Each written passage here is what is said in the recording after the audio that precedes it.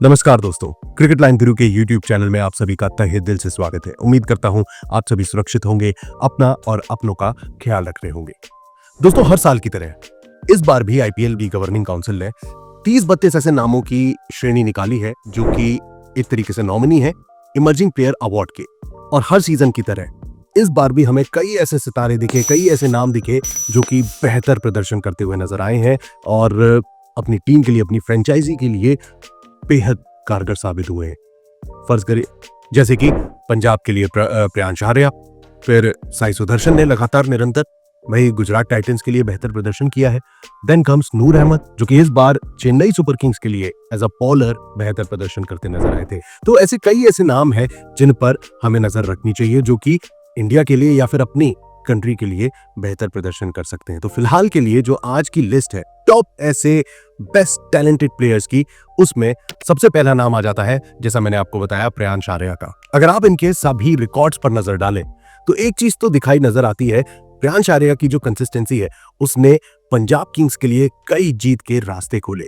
शुरुआत उनकी 47 रन से हुई थी गुजरात टाइटंस के खिलाफ। उसके बाद 2 पारियां सही नहीं रही और ठीक उसके बाद जब टीम को सबसे ज्यादा जरूरत थी चेन्नई सुपर किंग्स के खिलाफ, उन्हीं के गढ़ में जाकर उन्होंने 103 रन ठोके थे।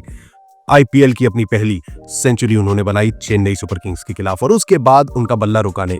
अगर आप नजर डालें इनके स्टैट्स पर तो हैदराबाद के खिलाफ इन्होंने 36 रन की पारी खेली 200 प्लस के स्ट्राइक रेट से, 22 रन बनाए कोलकाता के खिलाफ 183 की स्ट्राइक रेट से, और उसके बाद आरसीबी और कोलकाता नाइट राइडर्स को एक बार फिर इन्होंने धर दबोचा, जहां 22 रन आरसीबी के खिलाफ और हाफ सेंचुरी जड़ी 69 रन बनाए कोलकाता नाइट राइडर्स के अगेंस्ट 197 की स्ट्राइक रेट से। और ओवरऑल जो हम प्रियांश आर्या की बात करते हैं तो ये नाम डीपीएल के टाइम से, दिल्ली प्रीमियर लीग के टाइम से काफी ज्यादा सुर्खियां बटोर रहा था और इस आईपीएल सीजन में उन्होंने प्रूफ किया है, पंजाब किंग्स ने जो उन पर दाव लगाया था उसे सही ठहराया है।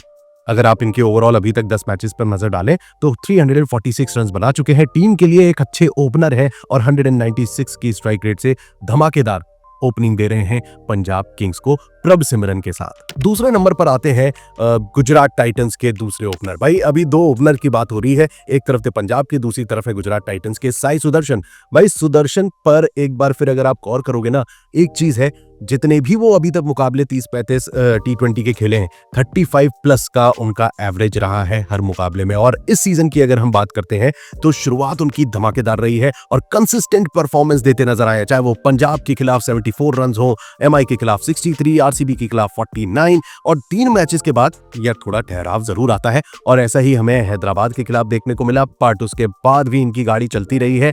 82 against RR, 55 against LSG at a strike rate of 151। बहुत धमाकेदार 200 प्लस का स्ट्राइक रेट आपको यहां पर नजर नहीं आएगा, और लेकिन जो स्टैट्स हैं यहां पर वो साफ दर्शाते हैं साई सुदर्शन की कंसिस्टेंसी कैसी है।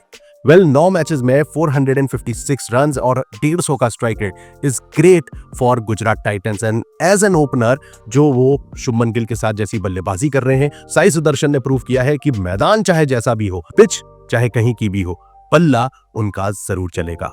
अब इन 2 ओपनर्स के बाद एक ऐसा नाम आया है जिसने मिडिल ऑर्डर में सनसनी मचाई थी, शुरुआत में ही सही लेकिन बेहतर प्रदर्शन करते नजर आए हैं और इमर्जिंग प्लेयर के अवार्ड के लिए इनको डिसेंट अमाउंट ऑफ वोट्स भी मिले हैं।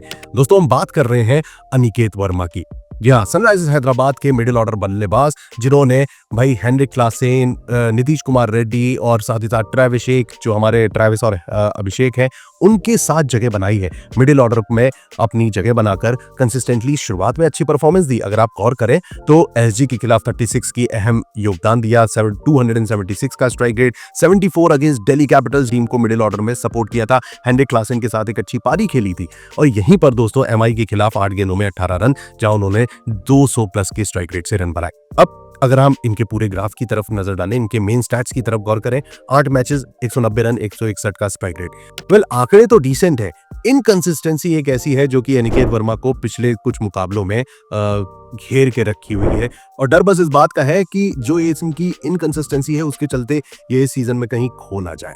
अब ओपनर और मिडिल ऑर्डर पे नहीं, एज पर गौर करते हैं और 8 से आप समझ ही गए होंगे अगला नाम किसका है, वैभव सूर्यवंशी। वेल 3 मैचेस इन्होंने खेले राजस्थान रॉयल्स के लिए। शुरुआत में जो एलएसजी के खिलाफ 34 रन बनाए थे 20 गेंदों में, वो काफी अच्छे रहे थे और जब आउट हुए तो थोड़े मायूस भी हुए थे, आंखों में आंसू जरूर आए थे। दूसरा मुकाबला उनका उतना अच्छा गया नहीं आरसीबी के खिलाफ, लेकिन गुजरात टाइटंस के खिलाफ जो इन्होंने धमाकेदार पारी खेली है, रिकॉर्ड्स की लड़ी लगाई है, इस खिलाड़ी पर सभी की निगाहें डेफिनेटली रहने वाली है जब अब राजस्थान जो अपने बचे हुए मुकाबले खेलेगी। वैभव सूर्यवंशी का नाम हर मैदान पर रहने वाला है। इस बात पर आपका क्या ओपिनियन है, इस खिलाड़ी को लेकर आपका क्या ओपिनियन है, कमेंट सेक्शन में जरूर बताइए। क्या Vaibhav Suryavanshi is next Sachin Tendulkar? Well इस मतलब ये बहुत बोल्ड स्टेटमेंट है, बहुत बड़ा स्टेटमेंट है, लेकिन क्या आप मेरी इस बात से इत्तेफाक रखते हैं? कमेंट सेक्शन में अपना ओपिनियन, अपने जवाब जरूर दीजिएगा। इस लिस्ट में अगर हम आगे बढ़े तो नाम आ जाता है नूर अहमद का। एकमात्र गेंदबाज है इस पूरे इमर्जिंग प्लेयर की जो नॉमिनीज हैं उसमें, एकमात्र ऐसे गेंदबाज हैं जिन पर नजर रखनी चाहिए और जो कि कंसिस्टेंटली विकेट चटकाते नजर आए। दोस्तों चेन्नई सुपर किंग्स भले ही बाहर हो गई है, लेकिन नूर अहमद का जादू इस सीजन चला है। 4 विकेट इन्होंने एमआई के खिलाफ लिए थे, अपना पहला 4 for पहले ही मैच में, फिर उसके बाद 3 विकेट आरसीबी के खिलाफ, 2 विकेट आरआर के खिलाफ, और उसके बाद ये गाड़ी चलती ही चली गई है। 1 विकेट इनका हर मुकाबले में आता है गारंटी। बस 2 मैचेस ऐसे रहे, लखनऊ सुपर जायंट्स और एमआई का जो मुकाबला हुआ पिछले कुछ दिनों में, जो मुकाबले हुए थे वो 2 ही मैचेस ऐसे रहे थे जब ये खाली हाथ गए। उसके अलावा इन्होंने शानदार गेंदबाजी करी है, कमाल की इकॉनमी है और 10 मैचेस में ये टोटल 16 विकेट अब चटका चुके हैं। And last but not the least एक नाम जरूर लेना चाहूंगा, वो है चेन्नई सुपर किंग्स के ही आयुष मात्रे। इनसे उम्मीदें बहुत जगाई गई थी।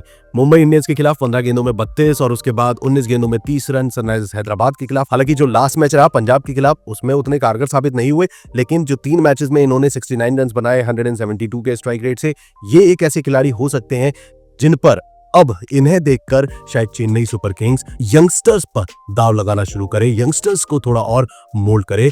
और जैसा इन्होंने परफॉर्मेंस दी है भाई, इमर्जिंग प्लेयर की जो अभी तक की जो श्रेणी है उसमें इन्हें भी थोड़े बहुत परसेंटेज मिल चुके हैं वोट्स के।